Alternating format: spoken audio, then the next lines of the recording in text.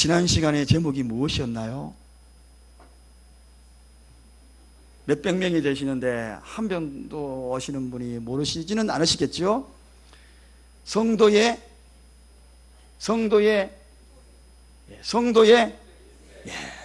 일생, 성도의 일생에서 말씀을 드렸습니다. 한 번밖에 없는 일생, 세 가지를 말씀을 드렸는데, 자기 자신을 좀 뜨겁게 사랑하자, 나를 좀 사랑하자.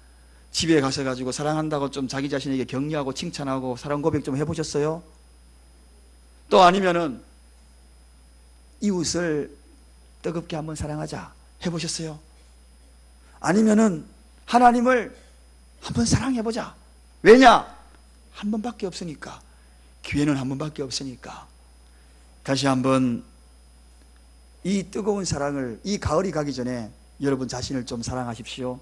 어느 날 갑자기 커피 한 잔 아무도 없는 곳에 홀로 가가지고 저기 S로 시작하는 커피숍에 앉아가지고 한 잔 마시면서 가을을 좀 만끽해 보시고 나를 좀 보다듬어 주시기를 주님의 이름으로 부탁을 드립니다.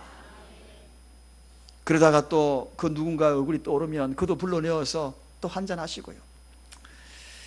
여러분, 이 성도의 일생을 살아감에 있어서 그렇게 살아가지만, 그러나 성도의 일생 속에서 잊지 말아야 될 것이 있습니다.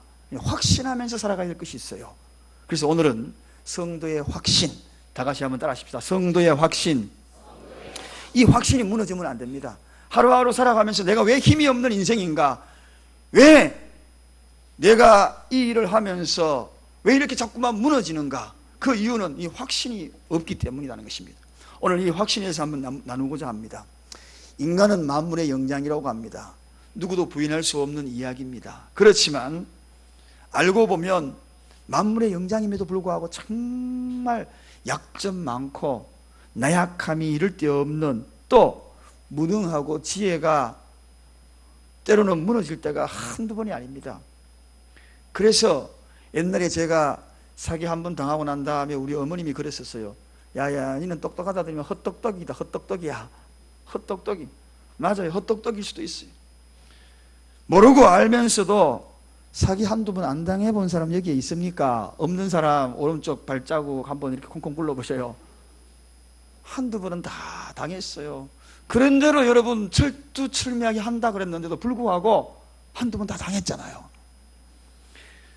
지금도 생각나요. 제 아내가 그거 안 하는 게 좋겠는데, 하지 말아야 좋겠는데, 그 말만 잘 들었으면 제가 그렇게 사기를 안 당했을 텐데, 저도 그래도 좀 가진, 그래도 숨겨놓은 재산이라도 좀 있을 텐데, 정말 아쉽게 이럴 때가 없을 때가 종종 생각이 납니다. 이러나 저는 아내 말 잘 들어야 사기도 안 당한다는 생각이 참 많이 드는데, 우리 어쩌다 한순 간에 남편들 사기 안 당하려면 아내 말 잘 들으십시다. 예, 미국 유력 주립대에서 연구를 했대요. 남편의 잔소리, 아내의 잔소리에 대해서 연구를 했는데, 아내가 남편에게 잔소리하는 그 잔소리의 결과가 그 남편이 10년을 더 생명을 연장한대요. 그런데 남편이 아내를 잔소리하는 것은 그 아내의 수명을 10년 더 짧게 한대요. 세상에 이럴 수가 있나?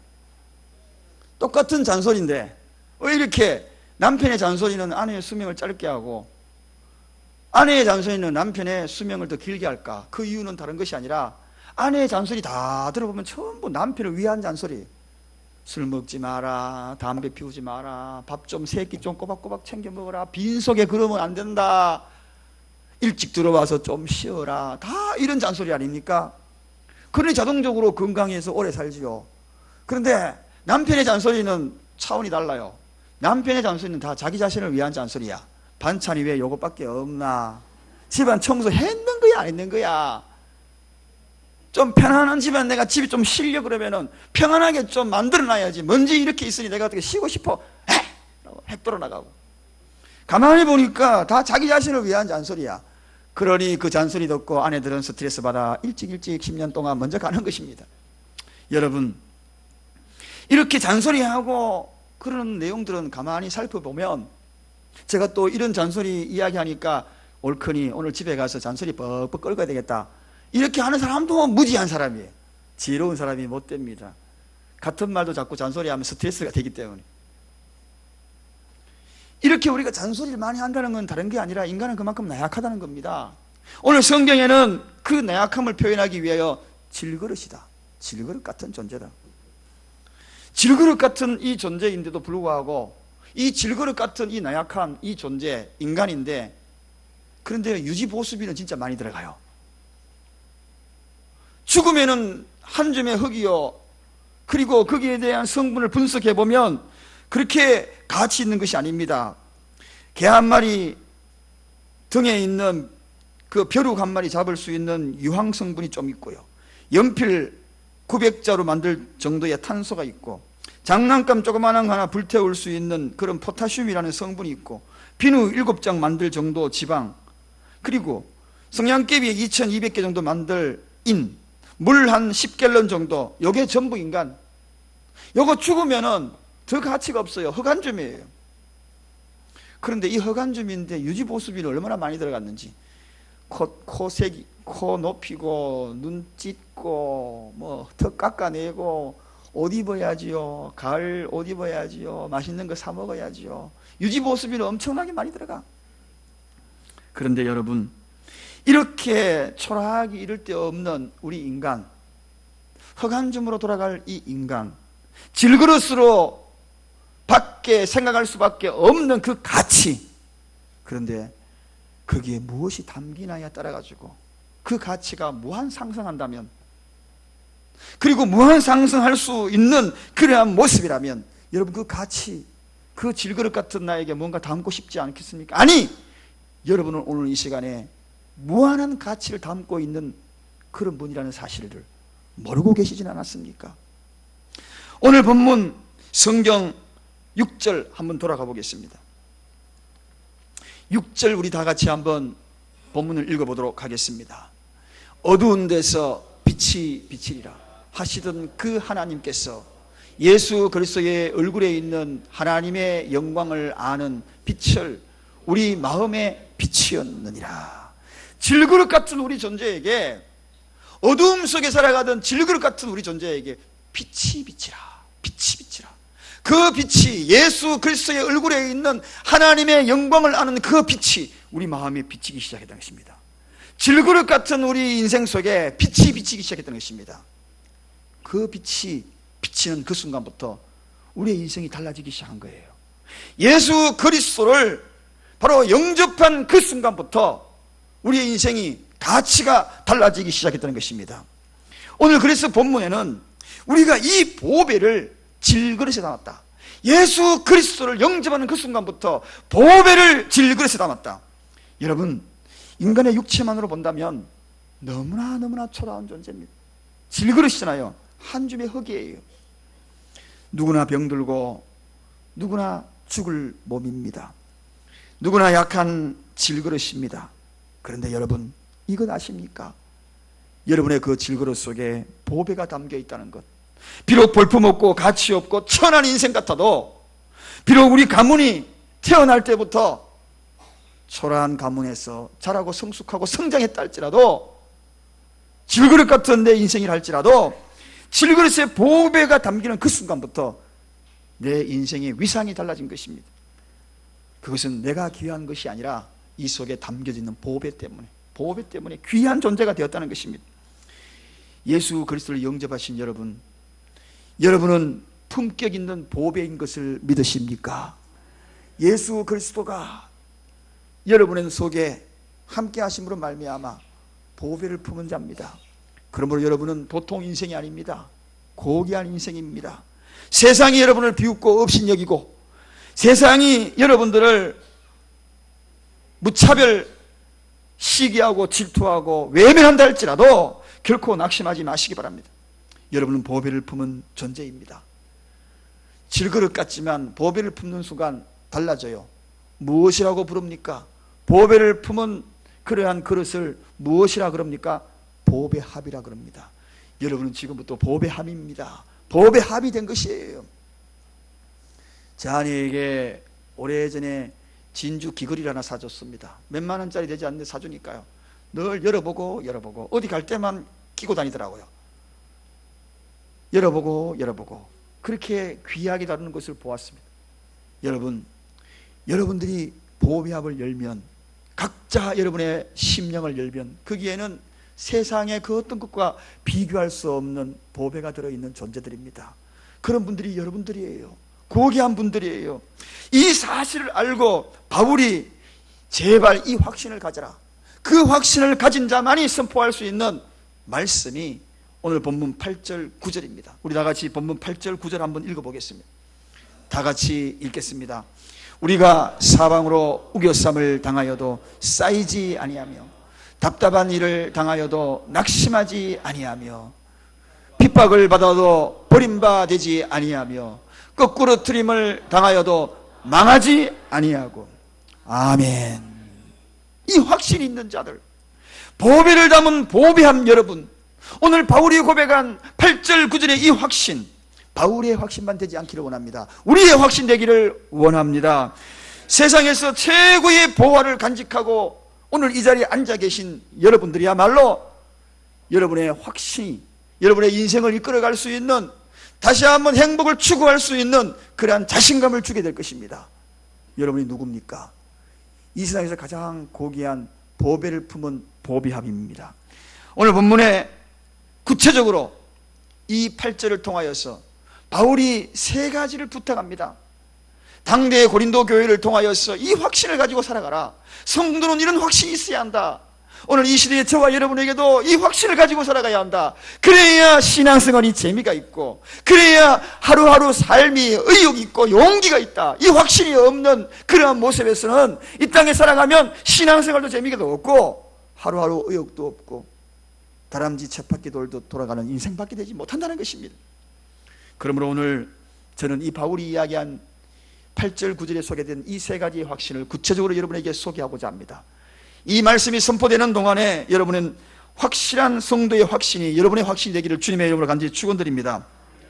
먼저 다시 8절로 돌아갑니다. 첫째 줄만 읽겠습니다. 시작. 우리가 사방을 우겨쌈을 당하여도 쌓이지 아니하며. 여기까지입니다. 지금 우리가 우겨쌈을 당하여도 쌓이지 아니한다. 나를 그 어떤 것들로 동해매고 아무리 쌓으려 그래도 나를 결코 쌀 수가 없다는 것입니다. 왜냐하면 그 속에도 강력한 힘이 있기 때문에, 삐져나오는 힘이 있다는 것입니다. 삼손을 결박했는데 그가 일어나서 보니까 묶고 있거든요. 이게 뭐지 하고 툭툭툭툭툭툭, 그 속에는 더 강력한 힘이 있다는 것입니다. 예수 그리스도의 생명이 저와 여러분에 있기 때문에 세상의 어떤 사방에서 우리를 쌓으려고 하더라도 쌓이지 아니한다는 것입니다. 여러분, 지금 여러분을 우겨 싸고 있는 것이 무엇입니까? 경제적인 위기입니까? 고통의 질병입니까? 늘 약봉지 들고 다니시면서 푸념하고 지긋지긋 왜 이렇게 육체의 질병이 나를 우겨 싸고 있을까? 고통 중에 계십니까? 아니면 가까운 가족들이 여러분을 우겨 싸고 힘들게 합니까? 그래서 혼자 울고 있어도 누구도 내 마음을 알아줄 수 없는 그런 환경에 처해 있는 그런 우겨쌈을 당하고 있는 분들 계십니까? 괜한 오해를 받아가지고 우겨쌈을 당하고 있는 분들 계십니까? 더 나아가 영적인 전투에서 악한 사단이 여러분을 우겨싸고 있는 그런 우겨쌈을 당하고 있는 분들 계십니까? 여기에서 우겨산다는 것은 압착하다, 짓누르다, 눌러서 기름을 짜다, 그런 뜻입니다. 여러분을 기름 짜듯이 우겨싸고 있는 것이 있습니까? 그런데 오늘 성경은 분명히 이야기합니다. 그런 우겨쌈을 당하여도 결코 우겨쌈을 쌀 수가 없다고. 아무리 큰 보자기로 여러분을 쌀려고 하더라도 여러분을 감히 쌀 수가 없다고. 이게 성도의 확신이 있어야 합니다. 이런 확신이 여러분에 있기를 원합니다. 기독교는 사실은 얼마나 우겨쌈을 당한 종교입니까?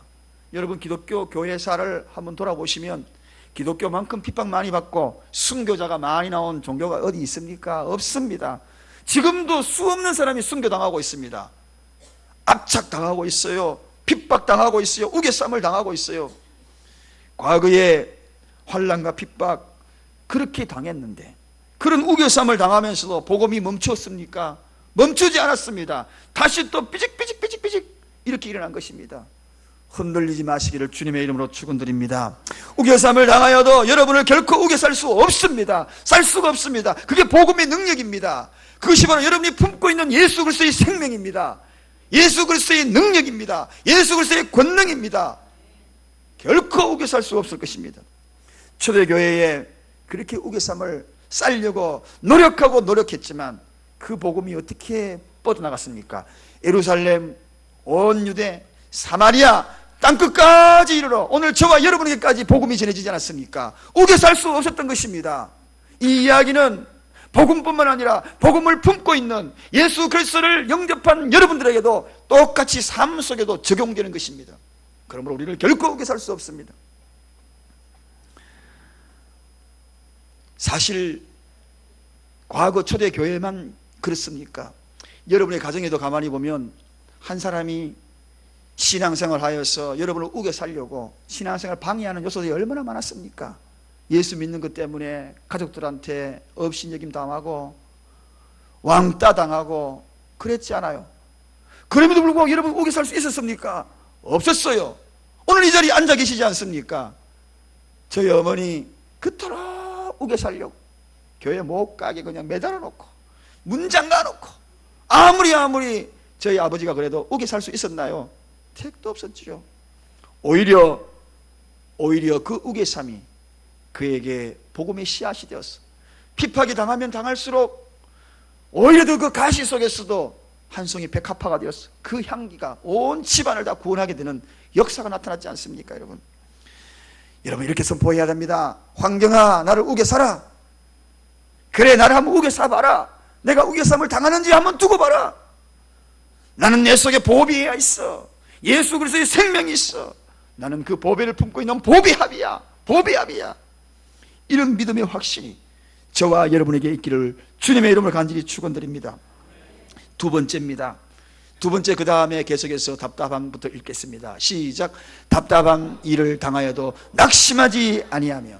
여러분, 답답한 일이 있어도 낙심하지 아니하는 확신이 있기를 주님의 이름으로 축원드립니다. 낙심은 마음이 떨어지는 것입니다. 이것은 사단이 주는 마음입니다. 사단은 우리에게 낙심케 만듭니다. 그리하여 마음을 떨어뜨립니다. 그러나 성도의 확신 중에 하나는 낙심하지 않는 확신이 우리 속에 있기를 원합니다. 답답한 일을 당하여도, 이 답답한 일을 당한다는 것, 인간에게는 누구에게나 답답한 일을 당할 때가 있습니다.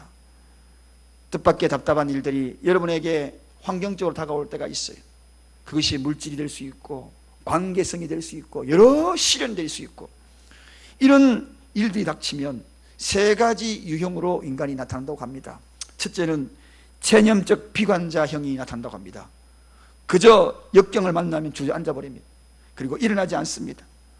비관적입니다. 이렇게 살다가 이렇게 갈 거야 하면서 비관하는, 체념하는 비관자적 형이 있다는 것입니다.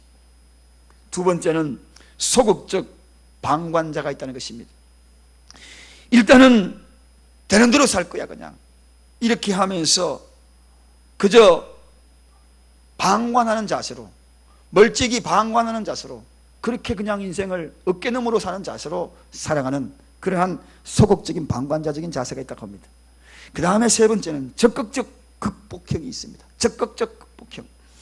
이 위기를 창조적이고 진취적이고 발전적이고 뻗어나가려고 하는 그러한 적극적 극복형. 여러분은 어디에 해당됩니까? 오늘 이 적극적 극복형에 해당되는 사람들이, 이 시대가 구하는 사람들이요, 하나님의 사람들이 선포해야 될 성도의 확신, 그 성도의 확신을 가진 자들이 선포해야 될 자세입니다. 옛날에는 IQ가 높은 사람 우대받았습니다. IQ 높은 사람 성적도 잘 나오고, 이제 한 시대가 변하면서 EQ, 감성지수가 높은 사람이 우대를 받았어요. 그러나 요즘은 IQ 그거 높고 안 높고 차이 별로 없어요.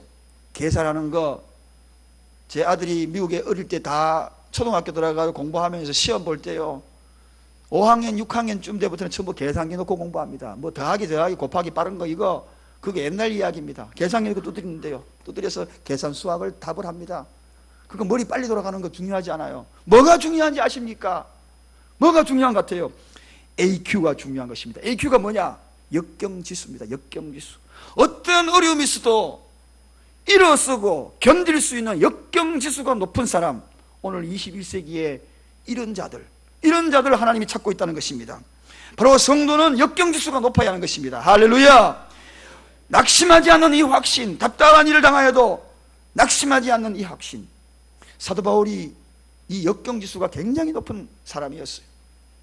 유라굴라 태풍이 몰아칠 그때에 바다 한복판에서 태풍을 만나잖아요. 앞과 뒤와 좌우를 둘러보아도 전혀 벗어날 길이 없는 그러한 풍랑만 보일 뿐이었습니다.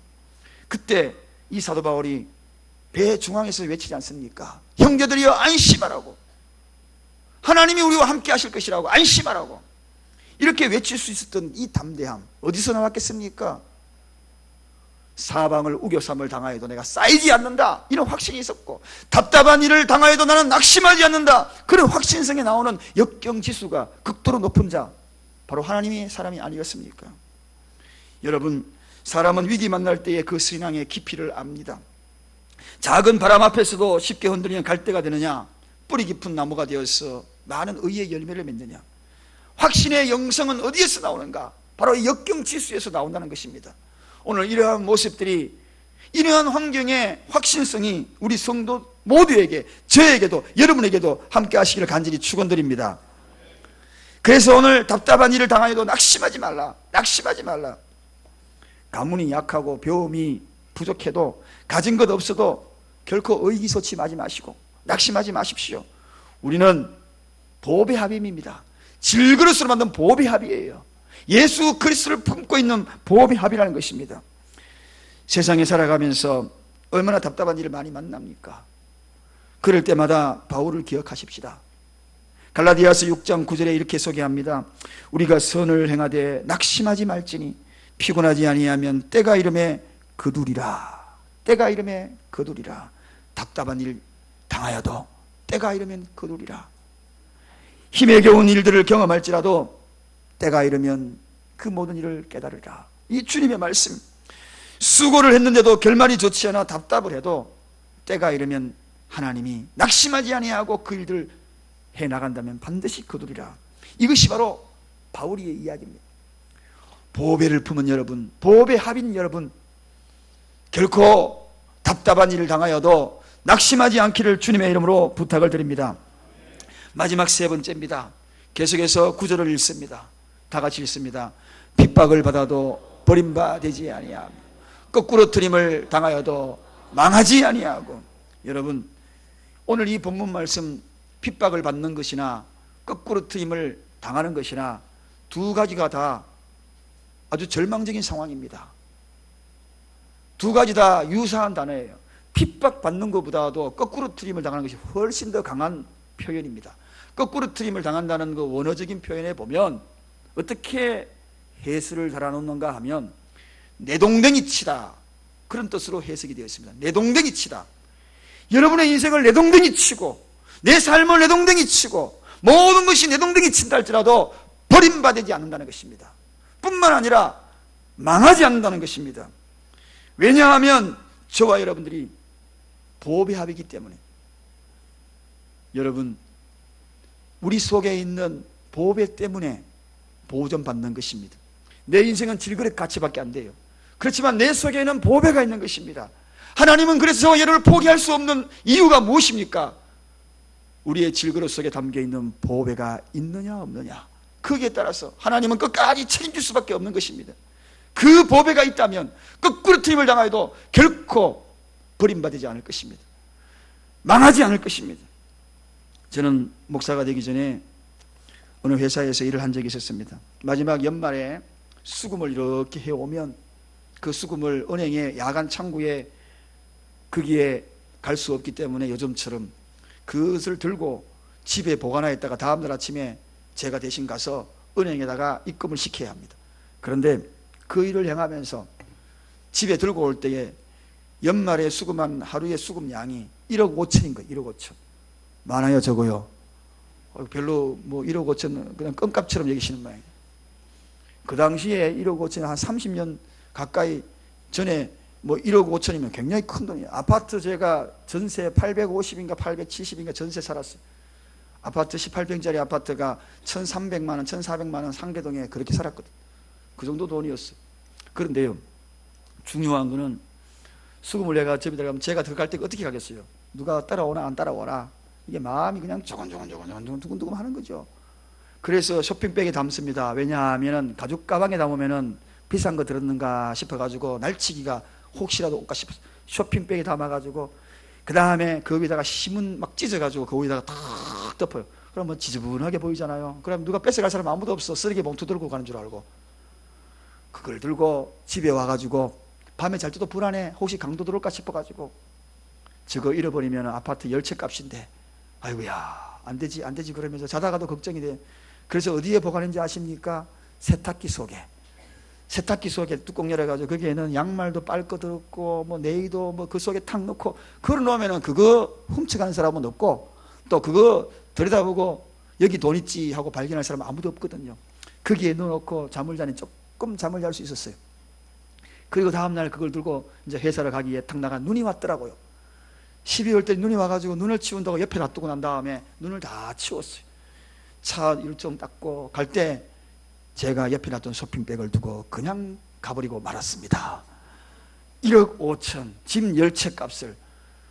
회사에 도착해서 보니까 쇼핑백이 없는 거예요. 얼마나 놀랬겠습니까? 깜짝 놀래가지고 어이구야 이거 내 돈도 아닌데 이거 회사 돈인데 이제 앞이 안 보이는 거예요. 전화를 제 아내한테 거는데요 말이 안 떨어져.